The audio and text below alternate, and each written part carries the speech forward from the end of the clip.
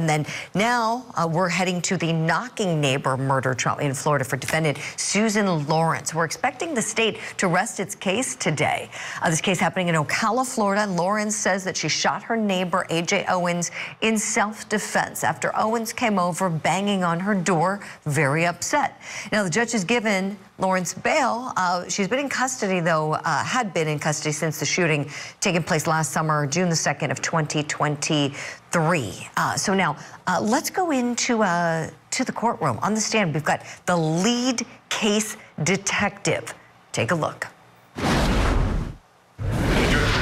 June 2nd of 2023. Did you respond to the scene of this shooting in this case? Yes, sir. What was going on when you arrived? When I arrived, there were multiple deputies on scene. They had secured the residence at number 3 apartment with yellow caution tape. There was a deputy who had started a crime scene log, and there were multiple residents of the area that were out and about at the time. Was Susan Lorincz still on scene? Yes. Where was she located? She was in the back of a patrol vehicle. Do you see her here in court today? Yes, I do. Can you please point her out and tell me what she's wearing? Yes, sir. She's wearing a purple sweater. Your Honor, may the record reflect the witnesses identified the defendant? Also reflect. Did you determine her date of birth? I'm sorry? Did you determine the defendant's date of birth? Yes, I did. What was it? What is it? You don't I'm remember? not sure. Do you have your report handy? Yes, I do. Would it refresh your memory if you could take a look at your report? I believe I just have the narrative here, so I don't know if I have her date of birth That's okay. on it. Did you come to learn that Ms. Lorincz had a cell phone in her possession? Yes, sir, I did. Did you eventually take possession of the cell phone? Yes, sir. Where was the cell phone located when you took possession of her? How did you get it? I took possession from Deputy Stringer, who was on scene. Showing us the marked States Exhibit R for identification. You take a look at that and tell me if you recognize it. Yes, sir. What is it?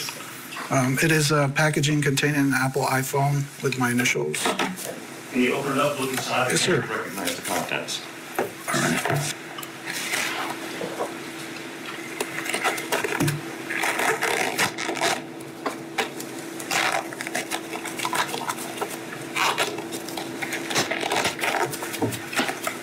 Wait, here.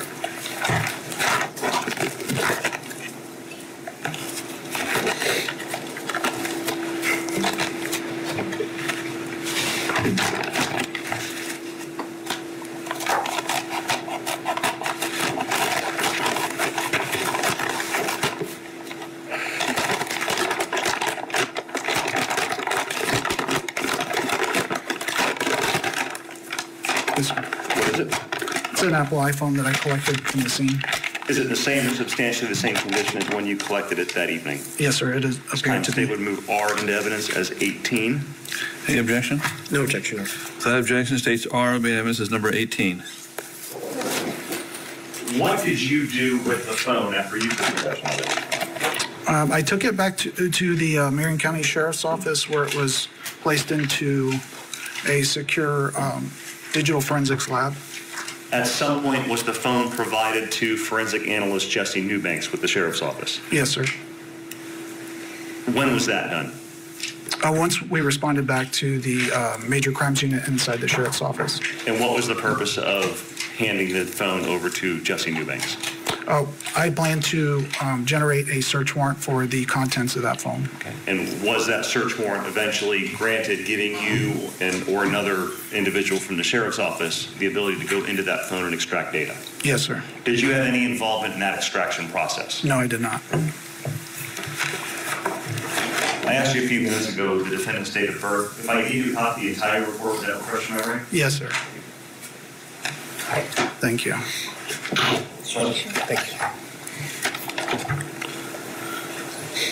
Yes, sir. Remember date of birth? Yes, sir. What was it? July 23rd, 1964. Thank you.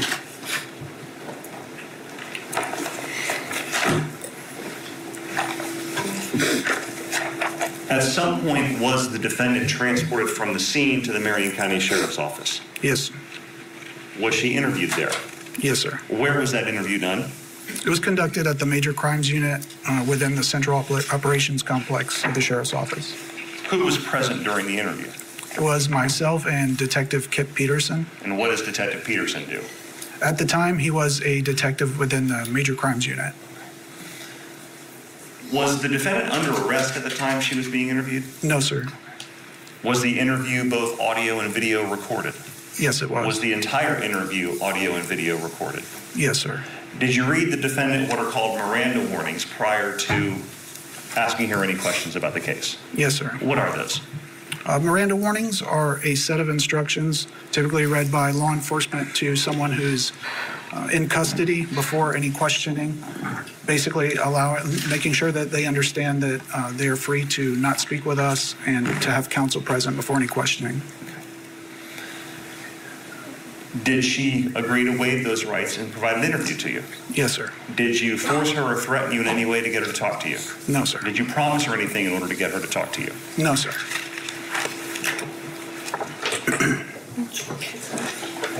Showing you mark the state's exhibit S is in Sam. We recognize that disc. Yes, sir. What is that? What's on it? This disc contains the video and audio recorded interview on June 3rd of 2023. And have you reviewed that disc? Yes, sir. Does it fairly and accurately depict the relevant portions of her interview that you conducted with her on the 3rd of June? It does. And how do you know you watched that disc? My initials and ID number are present from where I initialed it. This time, Your Honor, the state would move states S as in Sam into evidence as 19. Subject to our previous objections, Your Honor. I'll recognize the previous objections. I'll overrule them. It'll be in evidence in states number 19. I'm also showing you states exhibit T as in Tom. Have you reviewed prepared transcripts of that interview? Yes, sir, I am. And did you listen to the disc with the interview at the same time reading transcripts? Yes, sir. Are the transcripts accurate as far as what's on that disc? Yes, sir, they are.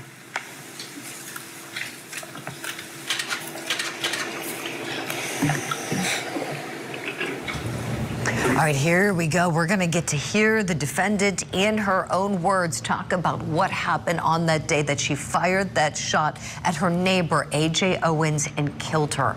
As we're getting ready to view that, at the same time the jury's going to view it, let me bring in our guest standing by. She has a tremendous amount of experience as a prosecutor. She's the director of prosecution projects currently at Florida International University. Melba Pearson back on the show.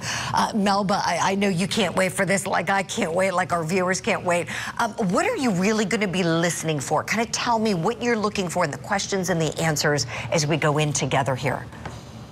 Absolutely, Julie, always great to be on with you. And yes, I am very much waited with bated breath in terms of what will be said in this interrogation video.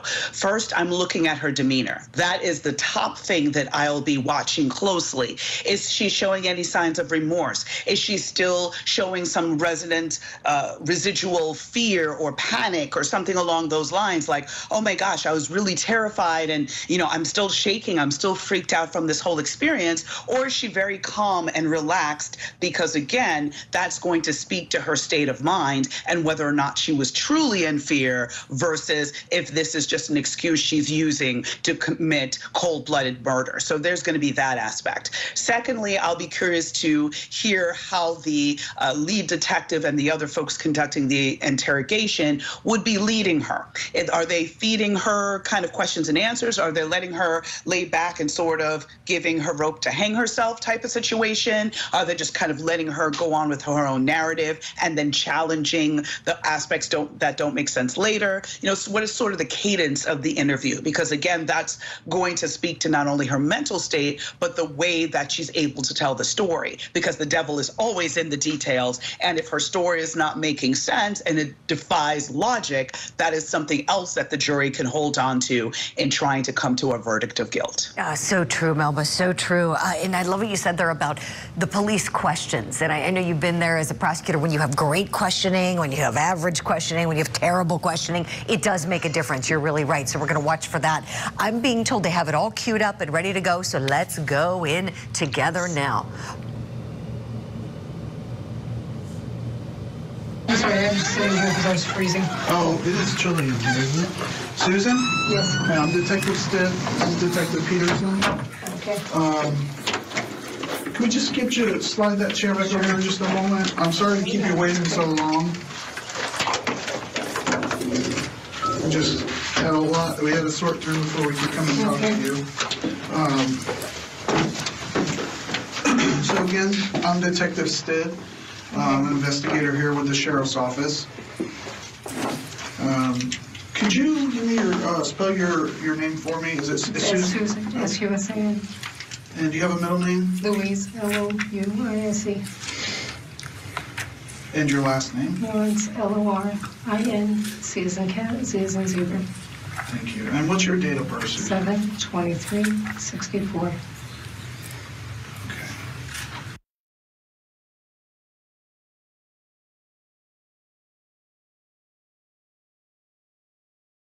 .476. And you live in an apartment number 3? Thank you. What's a telephone number for you? 352-777-5909. 5909? Okay. So, do you know reason why we're... Oh, absolutely. Okay. So, did the deputies put handcuffs on you or anything with it? Because there's a lot of things going on, and we're trying to sort through the moving pieces to try to figure out what happened. So, naturally, they want to secure Understood. the scene, and that under that circumstance, and then to handcuff you. So we're working this investigation. And at this point, you're not free to leave, so I have to make you aware of your rights, okay, before we talk.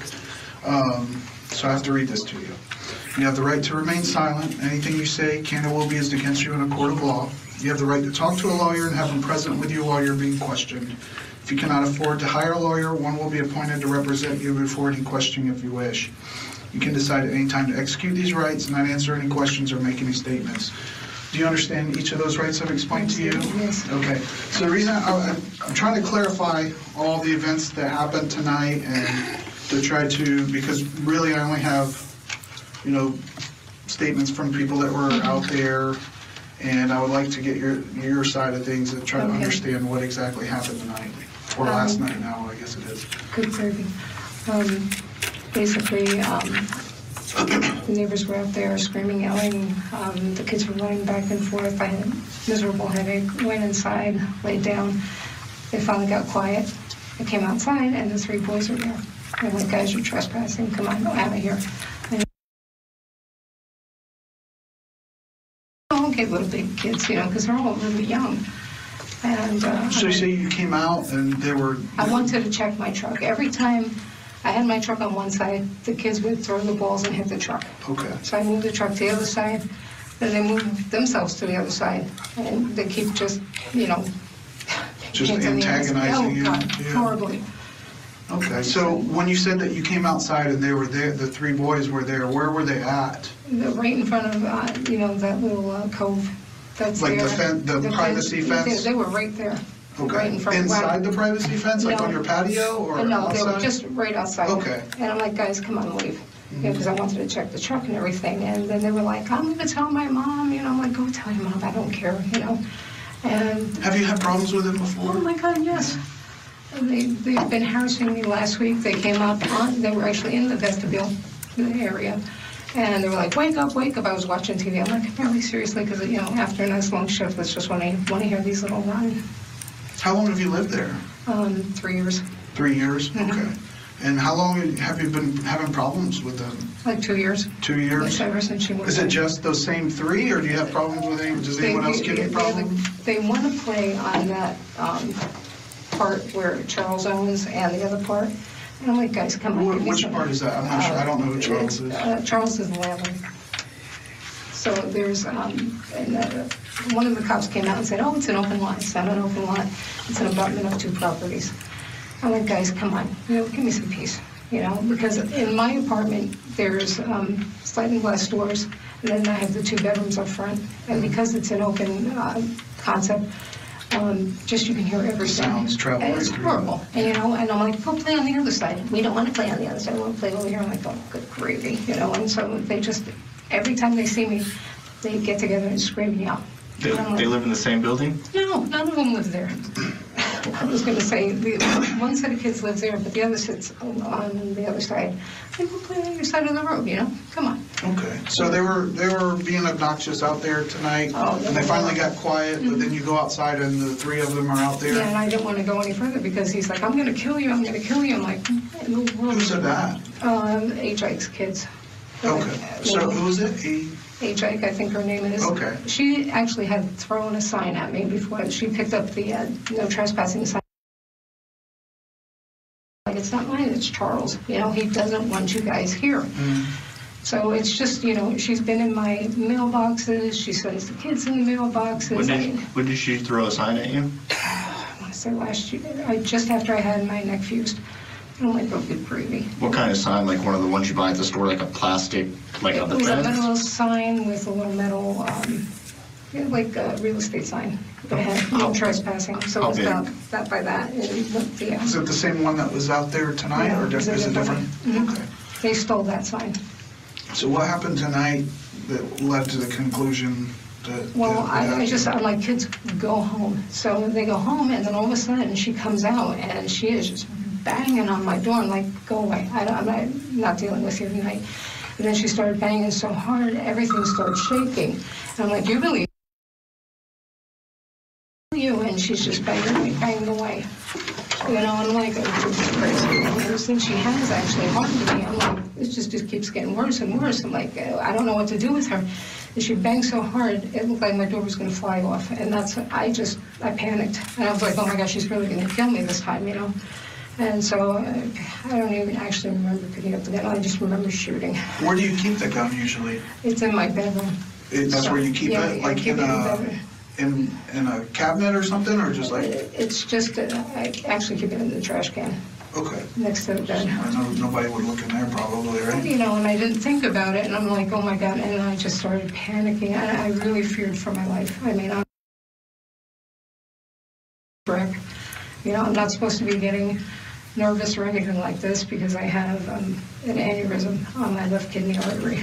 And so they're like, just, you're supposed to stay calm, you're not supposed to do anything. And this woman just keeps antagonizing me, telling me she's got the kids calling me. I'm like, I have a doctoral degree.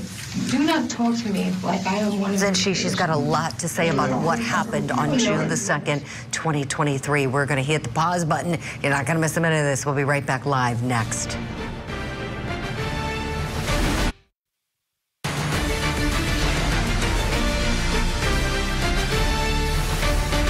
Welcome back to Court TV Live. I'm Julie Grant. We are in Florida, and the jury is watching the testimony through the lead detective in the case. And right now, what they're seeing is an interview played.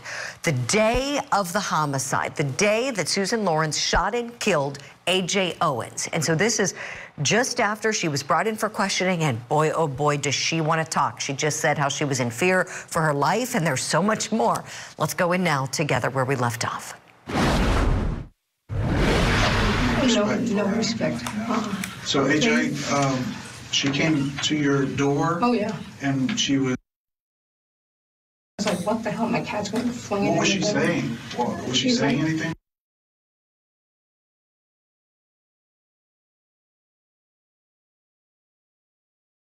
Tears, I'm like shaking, and I'm like, oh my God. And I thought she had gone away, and then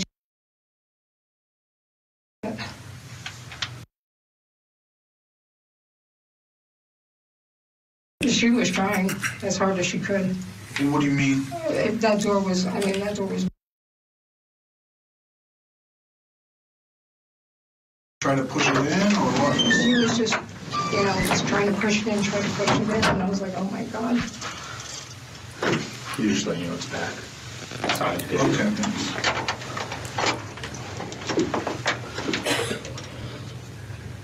So what was she saying again? She's like, you can't talk to my sons that way. I'm like, you're trespassing, So you were communicating with her through the door? Yeah, and I'm like, all right, just...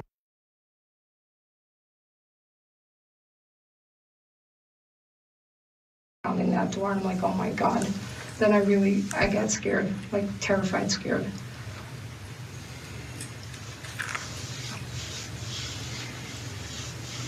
Now, you had initially called, Because it was, did you call 911 or Yeah, did you use the non-emergency number when you called? when the first time, because the kids said, I'm going to kill you, and my friends kill you, I'm like, oh my God, you know, what the hell's going on now? You know, I'm like, I don't need this aggravation. Okay. So you called, was it 911? Yeah, I called 911. Okay. And that was before AJ came over? Before she Okay. came over. And the kid, okay, so we get, like, as the deputies are responding, the call taker's talking to you, they're putting information that you're telling them into the computer, which goes to us as we're going out there.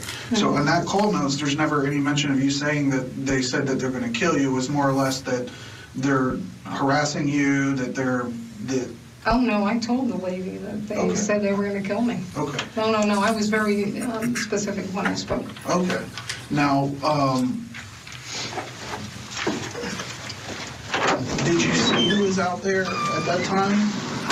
I just knew it was Ajike by her voice, because she's screamed at me before, you know, and I'm like, oh, Gary, it's her again, you know. And I just, like I said, I just panicked, and I just got so frightened. I was like, oh my God, she's really going to do it this time. She's going to kill me. Were you still on the phone with 911 when? Okay, so the feed drops out there. Don't worry, it's going to come back in a second. We're told we're a few minutes behind. Let me bring in Melba Pearson, former prosecutor and very seasoned trial attorney. All right, Melba, initial thoughts. I know we're not done yet. There's more, but talk to me. What are you seeing here with this defendant? Oh, she is digging her own grave left, right, and center. She's talking about how she called 911 and, you know, was so in a panic and so in fear. Meanwhile, the detective's like, yeah, we get all the information from the 911 dispatcher, and at no time did we hear anything that indicated you were in fear for your life, right? Like, if she had said to the 911 operator, someone is trying to kill me, the police would have responded faster, and they would have had that information as they were approaching the scene. So clearly the detective caught her in her own lie with regards to that. Talking about, that the victim, Ajike Owens, was trying to get inside the house, and then when the detective tried to drill down on that and say, well, tell me more. How did she try to get in the house? Oh, no, she was just banging the door so hard that the house was shaking. Okay, well, that's not sounding like she's trying to crawl through a window. That's not sounding like, I believe there's a glass door next to her front door or somewhere around the house. She's not, Ajike Owens was not trying to break the glass door to get in. And the defendant was clearly able to retreat all the way to her bedroom and get a gun that's stored in a garbage can. We won't even touch that strange bit of testimony, but be that as it may, she had to go all the way to her room to get the gun, which again, she's in her house. She's in the comfort of her own home. Her door is locked. She's got 911 on the way. How does this now justify her using deadly force, as a result of, oh, I'm so in fear and I think this person is going to kill me?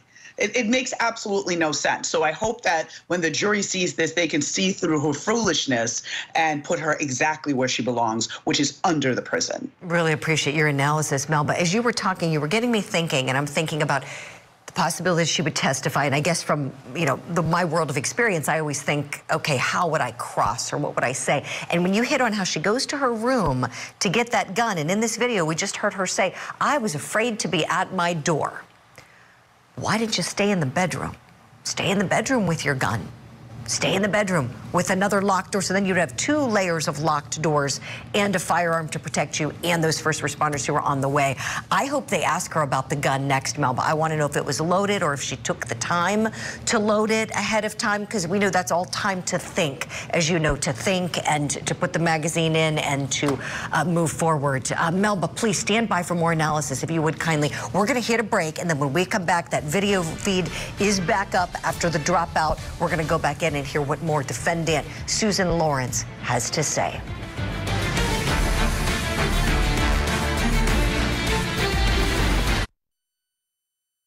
She points at the door, fires 1 shot. Females detained. I need medics. 1018. Hey, who all was out here when it happened? At the center of the door, shooting and killing Miss Ajike Owens. I hate her. Ajike Owens pounded that door violently. Pounding on the wall, and it really scared me. She shot through that door for self-defense.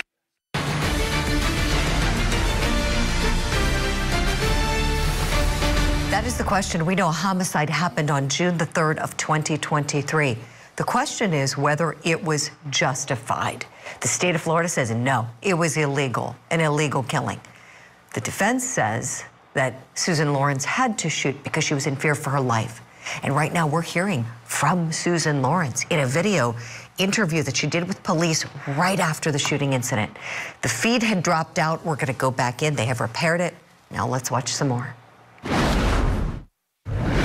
mean, we got to kind of get specific about this because it's a big deal. I understand.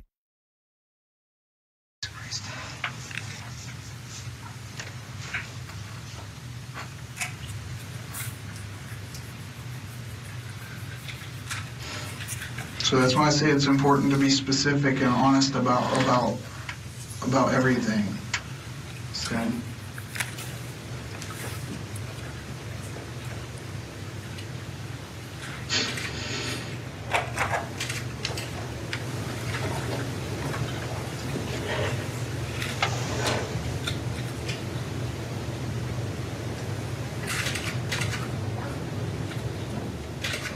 It was only because she was pounding at my door, and I, honest to God, thought she was going to come in. Okay. So we have over in our communication center, they're putting together, because all the calls that come into 911 are audio recorded, and there were several people even before. So there's open lines. We're recording and getting audio of exactly what's being said. Not to mention if your camera's captured anything. Okay. So that's why I'm like asking you before we go through that, and if something is different than what you're telling me, we need to clear that up now, because if you know what I mean, if the evidence shows something different than what you're saying, it doesn't look good, and I want to be open and honest with you. I just know that she was pounding him. If we reviewed that evidence, she wasn't saying, "I'm going to kill you." That's what I heard. Okay. I mean, that's what I honestly got heard. You know, it's just what I heard. Okay. Did you ever look out the door to see? I know you said you kind of recognized her voice. So. I never looked out the door. Okay. I was afraid to get to my door, to be brutally honest. I mean, I was like, oh my gosh, she's going to bust it in. And just gonna... Where were you standing when you shot the gun? And you said you shot the gun through the door? Yeah, through the door. I just panicked. It was probably by the kitchen table somewhere. Okay, by the kitchen table. Mm-hmm. And how many times did you shoot the gun? Once. Just once?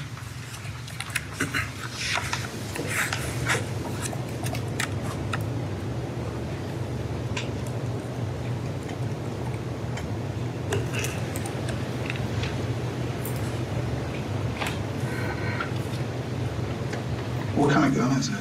It's a Remington 380. Is that the only firearm you have in the house? No, there was a 22 Ruger. Where's that one at? Really, I don't know. I don't know if I picked it up or not. I have no idea. Maybe the garbage can. Okay. And after you fired the round, what did you do? She said, ow, and I went, oh my God, I hit her. And I thought I just, nicked something. I never ever. And what did you go out there? No. You didn't go out there? No. Did you call 911 back? Yes, I did call 911. Okay. And what did you say? And I said, she was pounding on my door and I shot my gun. I'm pretty sure that's what I said. Okay. And she was threatening me, and she was saying, I'm going to kill you, I'm going to kill you. So. Okay.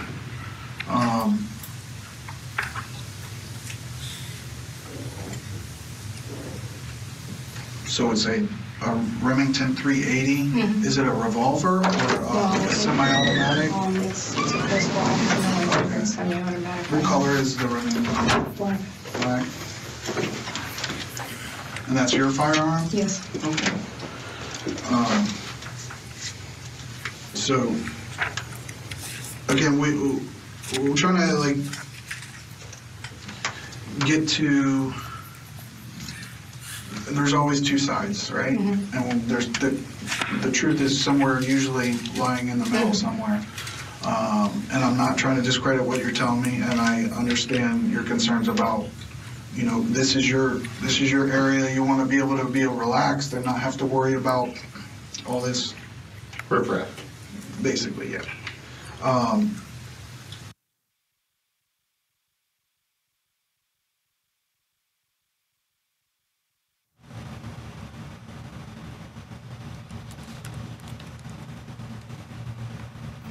Okay, so the feed dropped out yet again. She said the gun she had, this is a semi-automatic weapon, a Remington 380. That's what she used to shoot. So not a revolver, a semi-automatic weapon. You could tell just the way she answered, doesn't seem to know a lot about firearms. So I'm curious if this line of questioning is going to continue. Let's go back in and hear some more. Feed is back up, I'm told. Video, 911 call recordings and things like that. I'm just telling you what I know. So,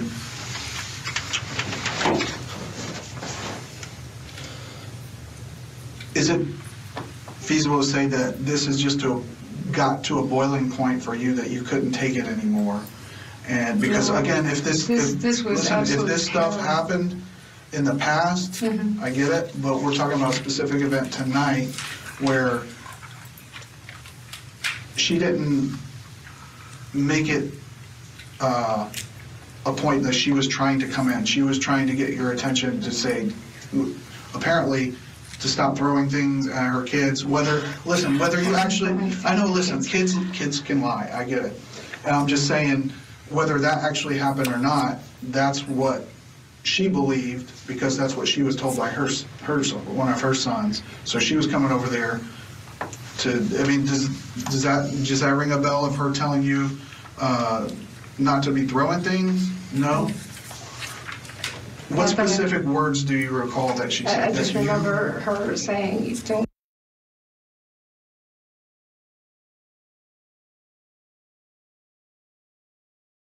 When you were on the phone with 911, you told them that she said that? I'm almost positive. Yeah, I mean, if someone was, the reason why I ask is because, like, if someone, let's say I'm not a police officer, or, you know, right, and I'm just at my house and someone's, like, beating on my door saying I'm gonna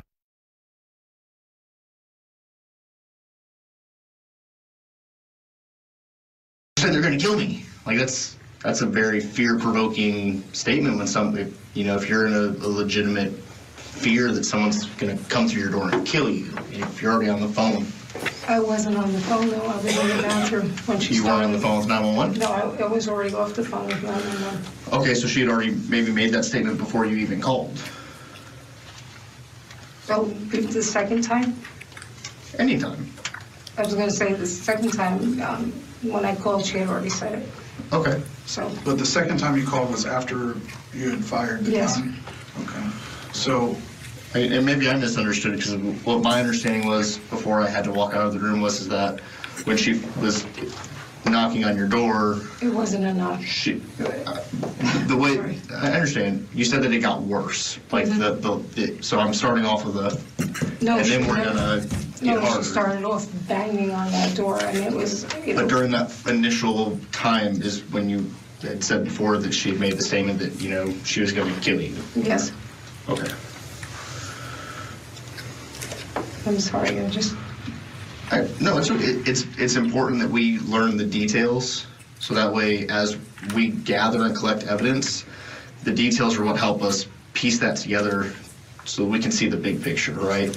I'll tell you that even as law enforcement officers, if we make a decision to, you know, use deadly force against someone, we have to sit and explain the same way with details. I did this because of this, making me feel like this, right? We're just trying to understand the details of what happened from your point of view, so as we gather our evidence, we can... Does anyone else live with you, Susan? No. Okay. How long have you owned your firearm, or firearms, or any firearm really? I think I bought the Remington maybe a year ago. Okay. And was it just for personal, like protection, Yes, personal protection? Yeah, do you carry it with you if you go out, just for home? Only if I take it to the range. Okay. Do you do that often, or how often do you think that you've shot at the range? Probably 4 or 5 times. Okay. I used to be terrified of firearms, and then when the first time she threw the things at me, and she was just so horrible to my life, I just had neck surgery, and I'm like, she could have really killed me, you know. And I just was like, oh dear God, she was just violent. So wait. She went from talking about her experience with the firearm, when she bought it, when she carried it, how often she shot it, and then she goes back to Ajike Owens being able to really kill her because she just had neck surgery. I wanted to hear more about the firearm. She jumped in that questioning. Why did she jump? We're hitting pause. We're going to hear more from her. Share with us your reactions to this interview on social media. I'm tweeting right now with some of you. Really appreciate your feedback and your assessment of this defendant, Susan Lorincz. Be right back. Was a reporter brutally murdered for digging too deep? His death was absolutely devastating. The suspect, a former politician and subject of the victim's story on corruption. Can you tell us anything? Now will Robert tell us go from elected official to convicted killer? Once all the evidence comes out, it'll be clear as day. Is it possible that bad press is a motive for murder? The investigative reporter murder trial. Live coverage today on Court TV.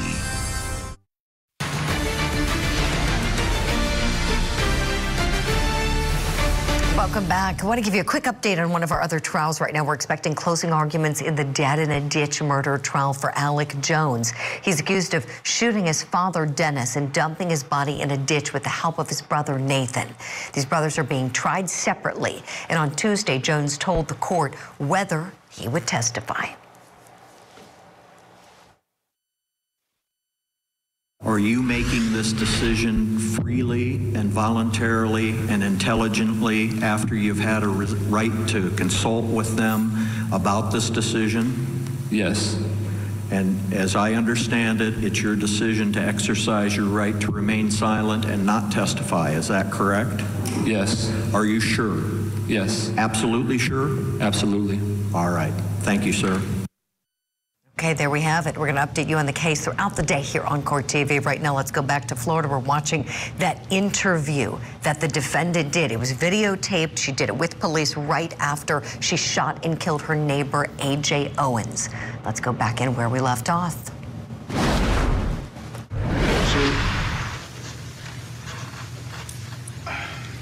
Your door is kind of like, probably not wood or whatever, but you can't really see through it. There's no windows or anything like that. And I know your sliding door is a little further over, but something that he mentioned, as far as our training, when we have to go through making a judgment decision where we might have to pull the trigger, we have to know what we're firing at is a deadly threat, or what we recognize as a deadly threat.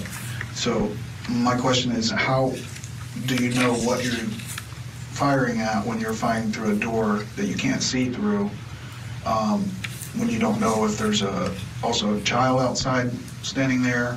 Or, I mean, basically I'm asking you, what were you aiming at, and what were you intending to do when you fired that gun? I was just fearful of my life, and I was just like, go away, go away. That's all I could think of, was just get out of the situation, just go away already. And but when you fire through a door that's closed, was it locked? yes, it was locked. Okay. And, you said you're in the bathroom, which I understand you said it's kind of an open floor concept in there. So it's kind of open, but I'm assuming there's walls around the bathroom. You've got a door, you can close it. I'm not saying that you're within your right, you're in your house, you don't have to do that. But if I'm looking at a door that's secured, and whether someone's banging on it or not, law enforcement's already on the way. At what point do you, The door is broken. The door's broken? That whole side panel, people have, she's pounded on it more than once, and he fixed it, but when everything started rattling so much, I was like, oh my God, she's going to bust through it. Okay. You know? So it's broken right now, or it was broken before and then the landlord fixed it? He didn't cherry-rigged it. He put screws through it so that the centerpiece was supposed to stay in there, but she was pounding it so hard. I mean, everything was just rattling, and I'm like, oh my God, it sounded like a horse kick. It was so loud. One thing that I think my partner was trying to get at, and I don't know that I actually heard an answer to the question, when you're inside the house and she's on the other side of a door that you can't see through and she's pounding on the door, you make the conscious decision to aim your gun at the door and fire one round, right? Just one round? Yes. Fire one round. Were you trying to hit her, or were you trying to scare her off? Were you trying to make a loud noise?